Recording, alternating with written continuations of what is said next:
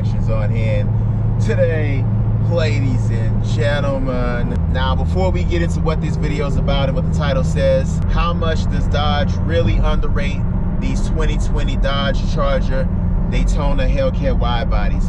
And that's what we're going to get into. But first, what I want to do is I want to hit on some of the tests that I've been doing from the prior days. So we're going to go back to footage from a few days ago. I have been in eco mode as I am now since we filled her up in that video on January 24th, the first fill up from a quarter, from the lowest quarter. So we're gonna go back to some footage from a few days ago just to show you guys where the needle is since I've been in eco mode these last days, and the test that I want to do to see how fast I will run out of gas or get back down to that same point staying in eco mode just for the first week. And I'm also doing this to help contain my temptations that we all have with these cars when we first get them. So we'll go to that footage and then we will come back to what this video is about.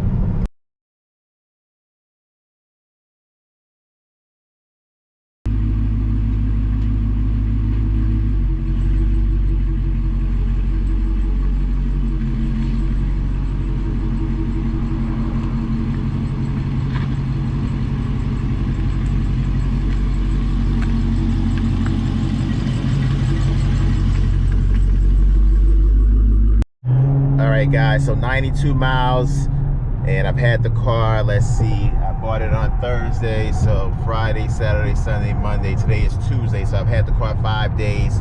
I filled it up on January 24th, it was at a quarter, so, and I've been riding for the most part in eco mode. That is my first test, to keep this car in eco mode and drive it all the way until it gets back to where it was. Now, only for video purposes I'm doing this. Usually I would never, for the most part, let it get that low to that bottom quarter. As soon as it hits the half is when I would fill my car up, and I highly recommend you guys fill your car up once it hits about the half, especially if you have a performance car like this. And the thing is I'm trying to do these things for video purposes like I did with my Daytona 392, and of course now this has stepped up to a Hellcat, so these tests will be different. So that's what I'm trying to do for you guys. So right now, like I said, I have been in eco mode. It's killing me to be in eco mode, but it also kind of helps me to kind of control myself. Last night when I got off, just for a minute on the highway on the way home, I took it out of eco mode and I just had it in street. You know, it was not in sport, it was not in track, but I just wanted to just see just a little bit, and I got up to like 65, and it was just incredible how fast it got up. Now, let me go by this guy. Cannot stand being by those trucks. Things just fly off, and it's not a good recipe. So right now we are, I mean, the gas, like I said, my commutes are pretty short from my house to my job, and then when I go to the gym, all pretty short here in New York City. Everything here in New York City is pretty compact. It's not really any long stretches or anything like that. So my commutes are pretty short. Now, I'll do a video exactly what I'm making as far as gas mileage. That will be another video. But for right now, I'm just trying to see how many days it would take for me to get down to that bottom quarter again from full in eco mode, driving my route.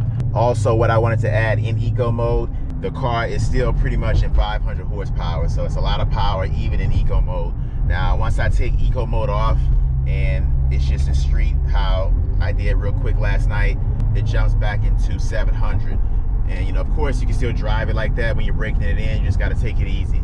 But let me tell you something, this car right now in eco mode is still extremely powerful. It's extremely responsive.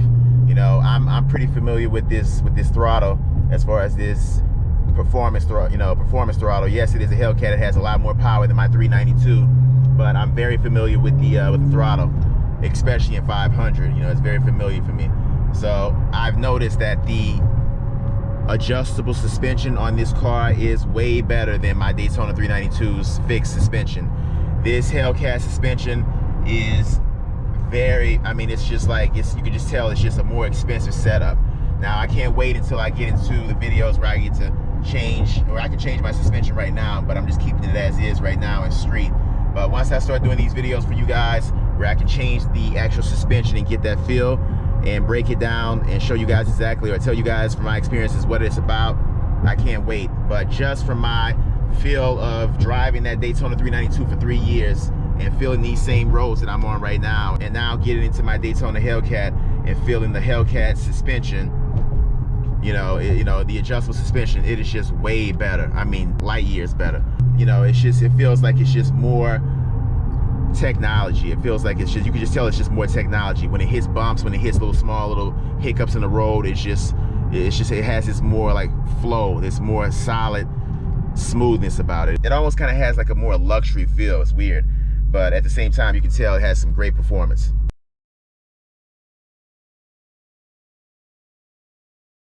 All right, so first off, if you see the seatbelt in my passenger seat, is me making sure my main vlogging camera does not fly on the floor if, God forbid, I have to slam on the brakes. People that have watched my videos know that's what I do. I strap her up just like how I'm strapped up. Now, to get into what this video is about, how much does Dodge really underrate these 2020 Dodge Charger Daytona Hellcat wide bodies? And what I'll do is I'll explain to you this first. On my Daytona 392, it was listed at 485 horsepower, and it became very clear to me and to the rest of the world and the people that are into these cars over some time that those cars are very highly underrated. So in other words, they have a lot more power than what Dodge claims them to have for whatever reason. They underrate these cars. So that car had, like I said, 485 horsepower, and technically it ended up being about 500 horsepower that car really had. Now, what I did was a couple of videos, I would show you guys how in the performance pages, like I'll show you now on this car, on my Daytona 392, the horse performance gauge went up to 500.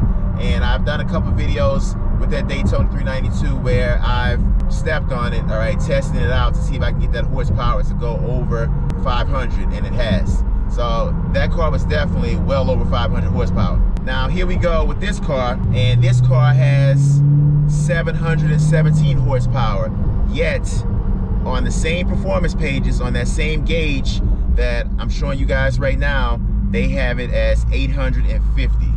Now that is just interesting to me. So one of my guys sent a comment and he said maybe that screen is the default screen for the red eye or the demon. And that sounds like that could be right. I gotta reach out to one of my guys who I know has a demon and ask him if his screen has, on his performance pages, if it has that 850, how you saw on the screen that I just showed you guys right now. There is a calculation that Dodge comes up with to put that number up. I know that for a fact. Now, most of us that are into these cars knows that this car is not just 717 horsepower to the crank. So, and what that means is when they list these cars at whatever horsepower rating, it is to the crank. So that is to the engine and to the crank. By the time it travels down the drivetrain, you lose 15 to 20% of horsepower before it gets to the rear wheels. So, the 717 is not the number to the rear wheels, it is the number to the crank. So what I will do is I will be dynoing this car as soon as I get it fully broken in. Right now, we're at 110 miles, so I'm pretty excited that we're almost to 500 miles. But I think before I do a dyno, I would like to get it past the full break-in period of 1,500 miles. But just to get to 500 miles, I'll be pretty excited and we can get some real pulls going on in this car where I can show you what she's really about. But I will be getting the car dynoed and that will be a video. But in the meantime, let's just talk about how much does this car really produce to the crank. Now we know, like I said, the Daytona 392 that I had for 3 years had 485 horsepower and it was rated at about 500. So let's just do the numbers, let's just do simple math. 485 plus 15 is 500. So let's just add 15 to this car. To keep the math simple, when you add 15 horsepowers on top of 717, you come out with 732. So this car could be close to 735 horsepowers, maybe 740. All right, that's the number that I'm trying to guess. So, I could be wrong or I may be right exactly where it is. But you guys tell me what you think. One guy told me he felt it was about close to 750. I don't know if it's that much, but, and I definitely don't feel it's 850, which is what you see on this screen, which would be, a lot more than what the simple math is. In the comment section below, let me know what your thoughts is on this. We all know, and if you don't know, I'm telling you right now, these cars are very highly underrated. I can tell you that for a known fact, just from experience having them for the years that I've had them. and studied these cars the years that I've studied them.